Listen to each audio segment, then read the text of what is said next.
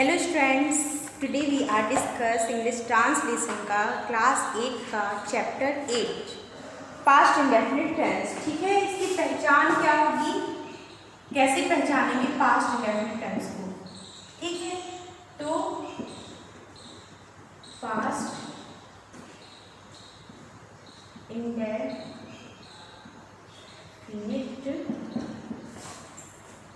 Tense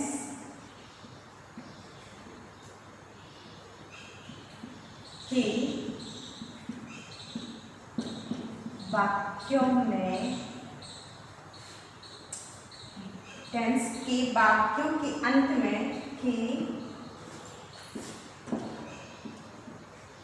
में, तथा तीखे तीखे आ ई ए आदि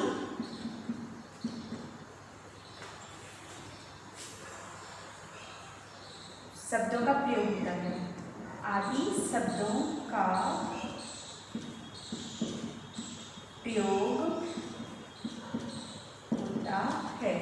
ठीक है, तो पास्ट इंडेफिनिट की पहचान क्या होगी कि पास्ट इंडेफिनिट टेंस के वाक्यों के अंत में तथा तीखे तेथे आ ई ए आदि शब्दों का प्रयोग होता है। ऐसे पहचानेंगे कि ये पास्ट इंडेफिनिट टेंस है। ओके, अब हम चलते हैं और एक और पहचान कि प्रायः इस पास्ट इंडेफिनिट टेंस के वाक्यों में भूतकाल की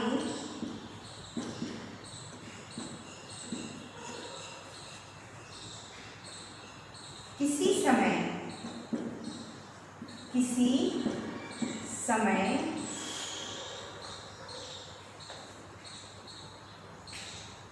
जैसे कल,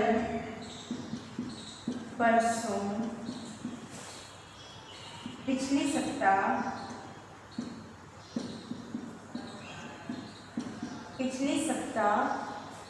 या महीने या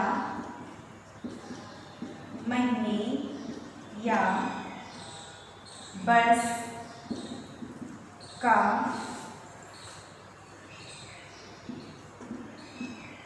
उल्लेख भी होता है। ठीक है, तो प्रायः इस पास्ट इंडेफिनिट टेंस के वाक्यों में भूतकाल के किसी समय यानी कल, परसों, पिछले सप्ताह या महीने या वर्ष का उल्लेख होता है। ओके, तो ये हमारे पास्ट इंडेफिनिट टेंस की पहचान है। अब हम आगे चलते हैं रूल्स पर। ओके,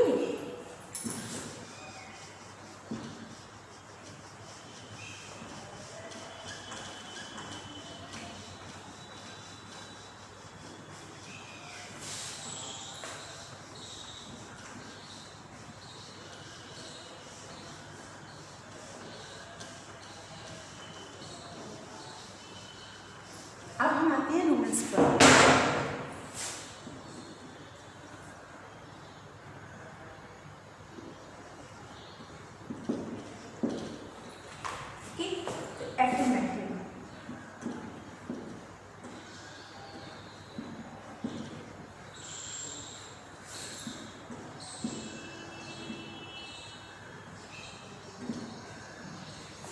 एफर्मेटिव स्टेटमेंट यानी सकारात्मक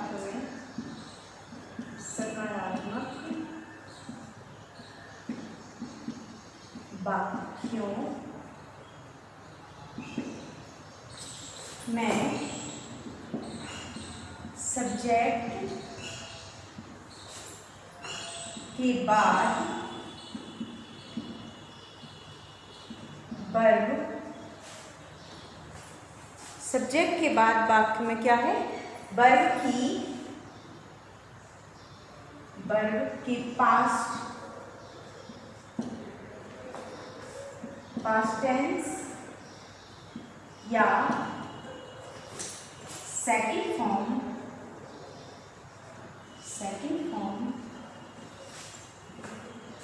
का यूज करते हैं। ओके, ठीक है। एफर्मेटिव सेंटेंसों में क्या है, जो एफर्मेटिव स्टेटमेंट है यानी सकारात्मक जो वाक्य हैं, सब्जेक्ट के बाद वर्ब के पास्ट टेंस या सेकंड फॉर्म का यूज किया जाता है, यानी वर्ब की सेकंड फॉर्म का यूज करते हैं। ओके, एग्जाम्पल पे चलते हैं।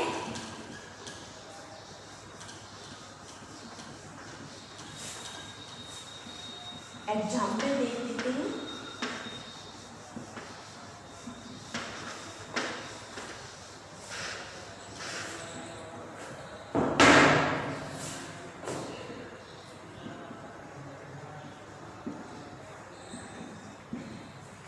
जैसे पिछले सप्ताह मैंने एक नया घर खरीदा, जैसे पिछले सप्ताह मैंने एक नया घर खरीदा।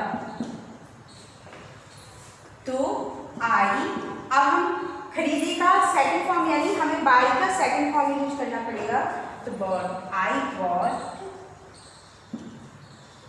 ए न्यू हाउस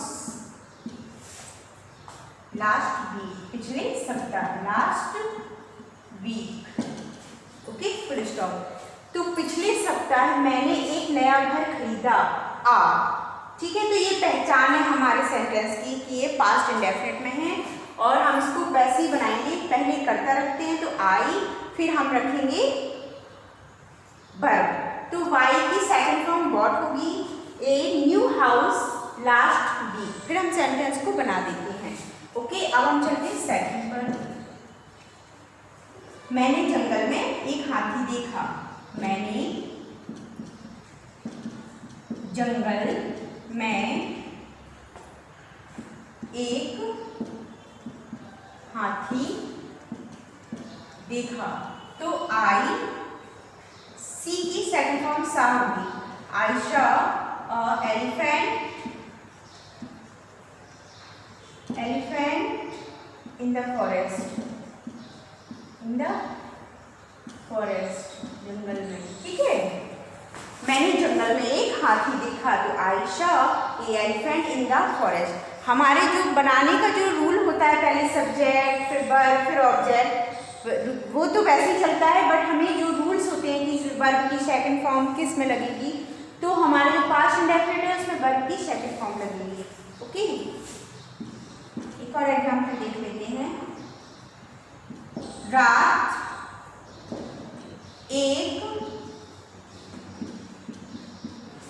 कुत्ते ने एक चूहे को मारा। तो मार डाला। ठीक है, ये बात है। तो ए डॉग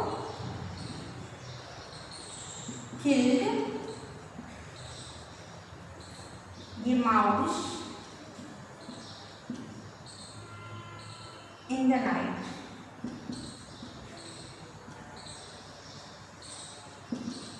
ठीक है, रात एक कुत्ते ने एक चूहे को मार डाला या मार डाला। तो ये dog killed A mouse in the night. Okay, आपका जो प्रेजेंट इंडेफिनिट का अफर्मेटिव जो सेंटेंस था वो हमने आपको यहाँ पे क्लियर कर दिया, एग्जाम्पल से समझा दिया। अब हम चलते हैं प्रेजेंट इंडेफिनिट के नेगेटिव वाले सेंटेंस पर।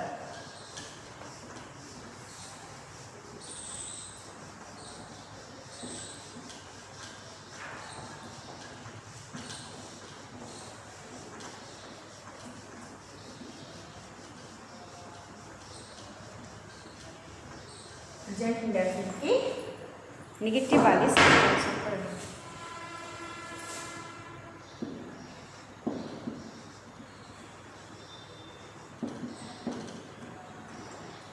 नेगेटिव स्टेटमेंट्स,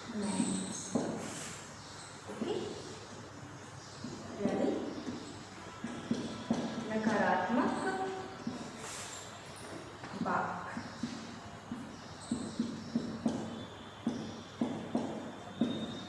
नकारात्मक वाक्यों में सब्जेक्ट के बाद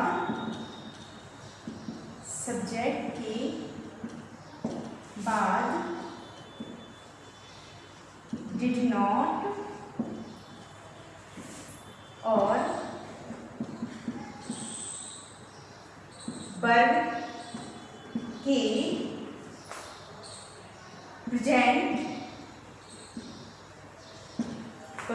प्रेजेंट टेंस या फर्स्ट फॉर्म का यूज करते हैं। ठीक है, तो नेगेटिव स्टेटमेंट्स में यानी पास्ट इंडेफिनिट के जो नेगेटिव स्टेटमेंट्स हैं, नकारात्मक वाक्यों में सब्जेक्ट के बाद डिड नॉट और वर्ब के प्रेजेंट टेंस यानी फर्स्ट फॉर्म यानी वर्ब में फर्स्ट फॉर्म का यूज करेंगे। ओके, तो हम इसमें नहीं वाले सेंटेंसों में डिड नॉट का यूज करेंगे और वर्ब की फर्स्ट फॉर्म का यूज करेंगे। ओके, एग्जाम्पल समझ लेते हैं।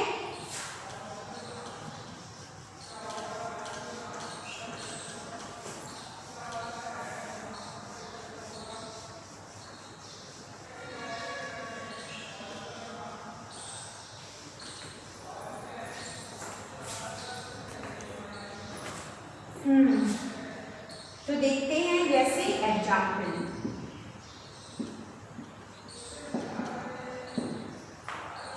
उसकी माँ ने उसकी देखभाल नहीं की। उसकी माँ ने उसकी देखभाल नहीं की। ठीक है, तो हिज मदर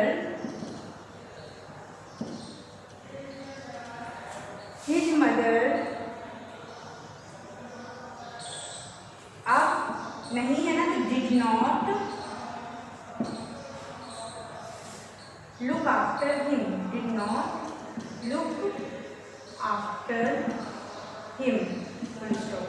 ठीक है, उसकी माँ ने उसकी देखभाल नहीं की, तो his mother did not look after him. Okay, subject, इसके बाद हमें नहीं डिड नॉट, इसके बाद हमें वर्ब की first form look after him, फिर वर्ब की फर्स्ट फॉर्म का यूज करना है। सेकंड पे चलते हैं। मैंने किसी को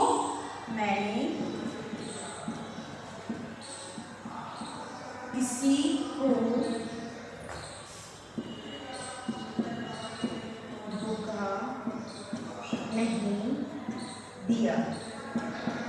ठीक है, तो आई डिड नॉट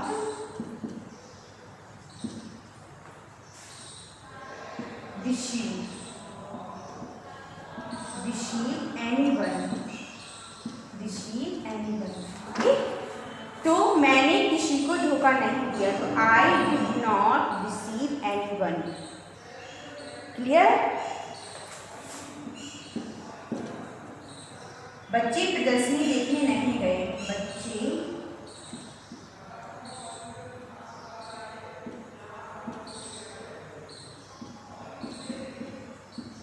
प्रदर्शनी देखने नहीं गए। ओके, तो the children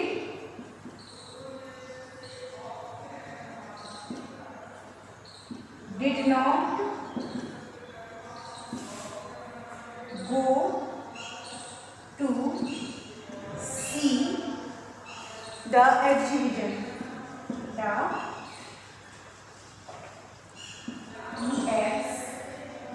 EXHIVITION। ओके, तो बच्चे प्रदर्शनी देखने नहीं गए। The children did not go to see the exhibition।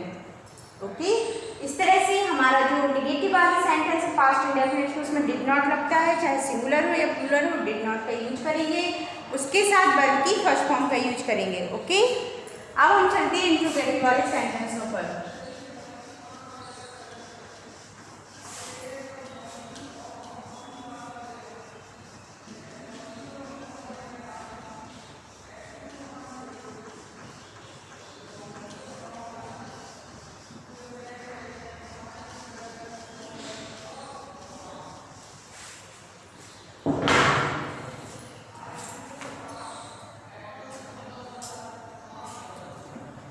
Interrogative statement. Okay, interrogative statements यानी प्रश्नवाचक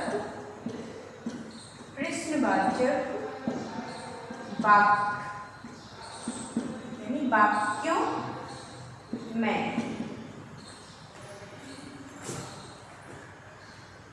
रूल नंबर 1, सब्जेक्ट से पहले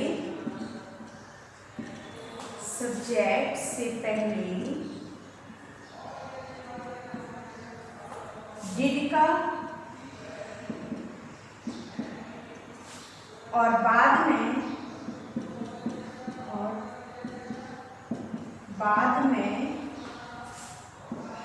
वर्ब के प्रेजेंट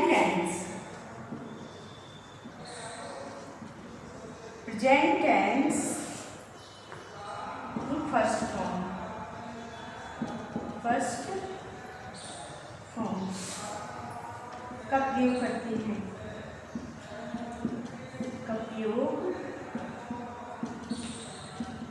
करते हैं, ओके।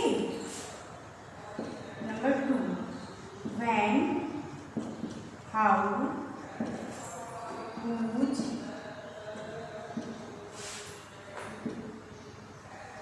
which, why, where आदि प्रश्नवाचक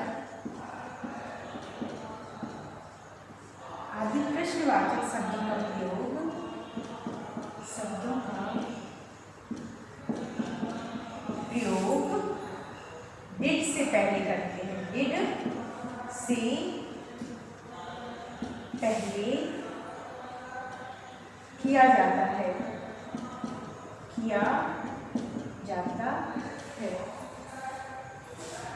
ओके। तो when, how, whose, which, why, where आदि जो प्रश्नवाचक शब्द हैं उनका प्रयोग डिड से पहले किया जाता है। यदि वाक्य में ये शब्द आते हैं तो सबसे पहले इनकी इंग्लिश बनाएंगे, इसके बाद डिड, इसके बाद सब्जेक्ट, इसके बाद नॉट और फिर वर्ब। ओके, नेगेटिव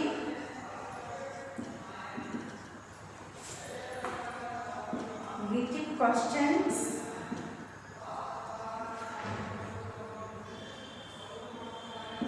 में सब्जेक्ट के बाद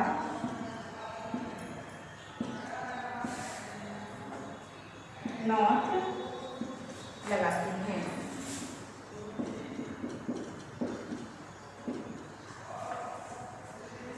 ओके, ठीक है। तो इंट्रोगेटिव जो स्टेटमेंट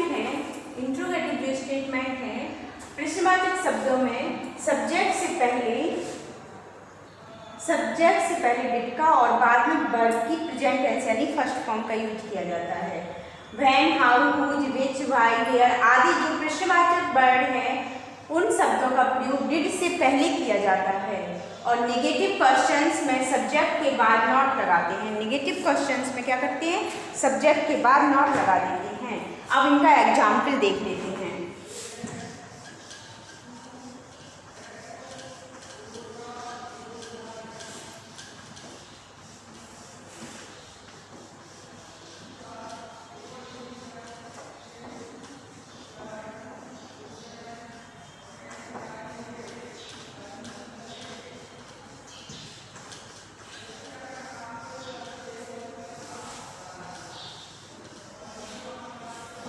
ठीक है,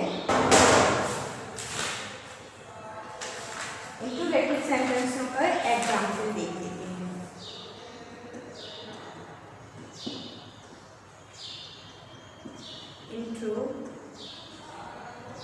इंट्रोगेटिव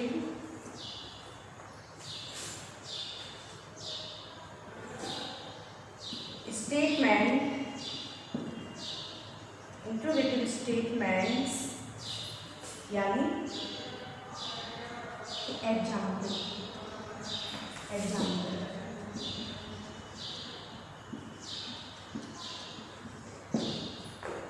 विकास में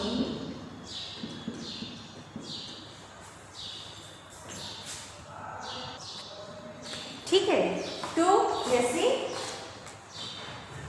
विकास ने कल कितनी कहानियां लिखी।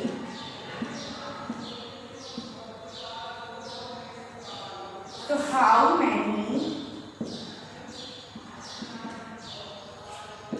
स्टोरीज डिड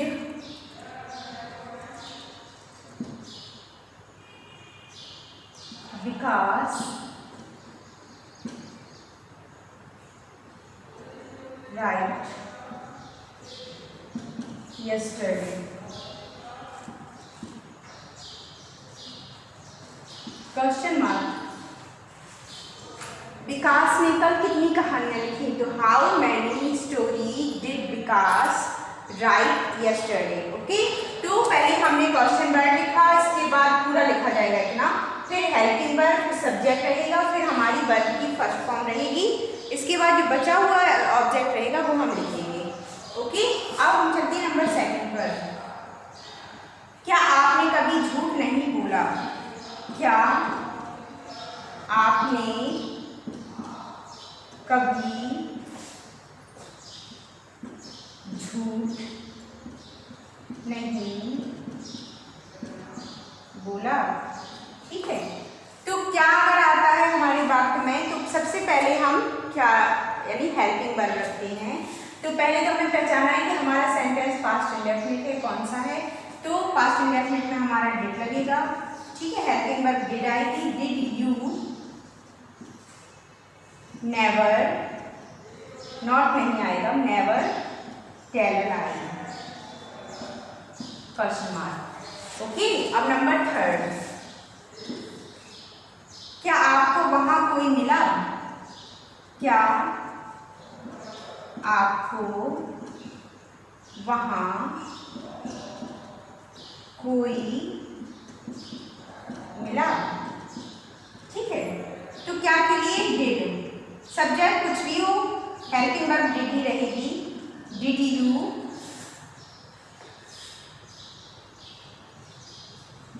फाइंड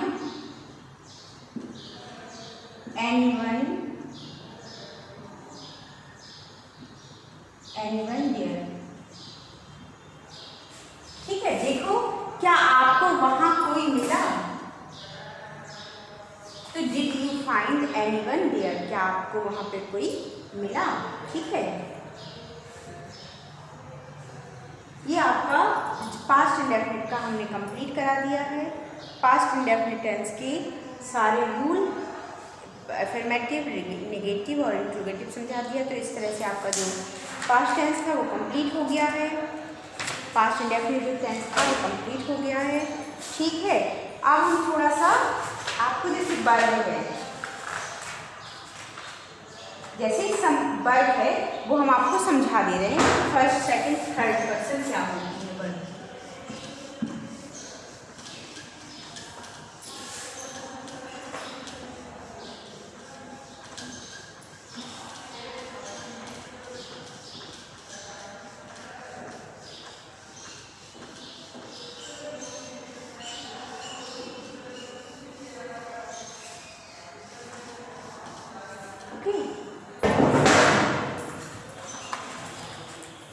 देखते हैं जैसे सम वर्ब एंड देयर फॉर्म। ये आपका 6 चैप्टर था, तो थोड़ा सा समझ लीजिए, जिससे लर्न करना है आपको, इसको समझना है बस, और इसके बाद आपको लर्न करना पड़ेगा। इतना जो जितनी भी हैं सारी लर्न करिए, तभी आप सेंटेंस को पूरी तरह बना पाएंगे, इसलिए थोड़ा समझा दे रही हूँ। तो देखिए जैसे प्रेजेंट टेंस, ठीक है, जैसे पास्ट टेंस, जैसे पास्ट टेंस, और जैसे पास्ट पार्टिसिपल। ओके, यानी प्रेजेंट टेंस, पास्ट टेंस और पास्ट पार्टिसिपल। तो प्रेजेंट टेंस में जैसे हमने लिखा ब्रिंग, क्या लिखा, ब्रिंग, तो ब्रिंग मीन्स क्या होगा, लाना, ब्रिंग मीन्स होता है लाना। तो इसकी जो सेकंड फॉर्म होगी वो क्या होगी, ब्रॉड, BROUGHT, ब्रिंग का ब्रॉड होगा, और जो थर्ड पर्सन है वो भी हमारी ब्रॉड की होगी। ओके, यानी ये फर्स्ट पर्सन, ये सेकंड पर्सन और ये थर्ड पर्सन।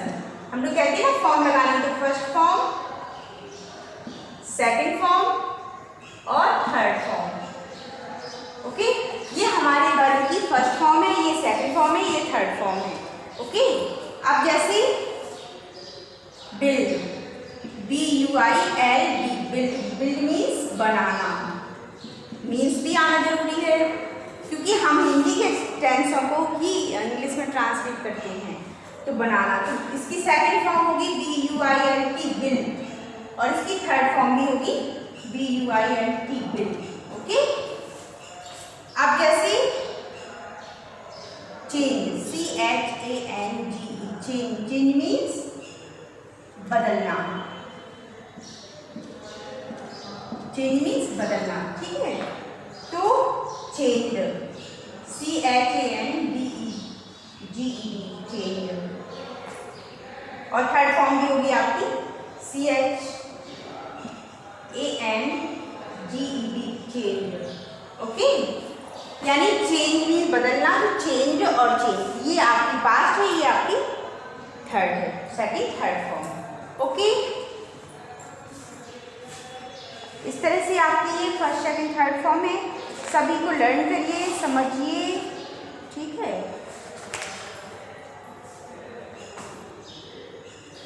जैसे यूज, मीन्स प्रयोग करना,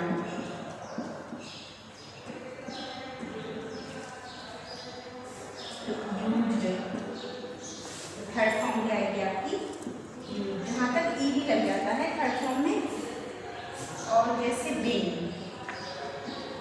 विन मीन्स जीतना, तो WON, वन मीन जीतना, WON, ये सेकंड है, ये थर्ड है, ये फर्स्ट विन, वन, वन।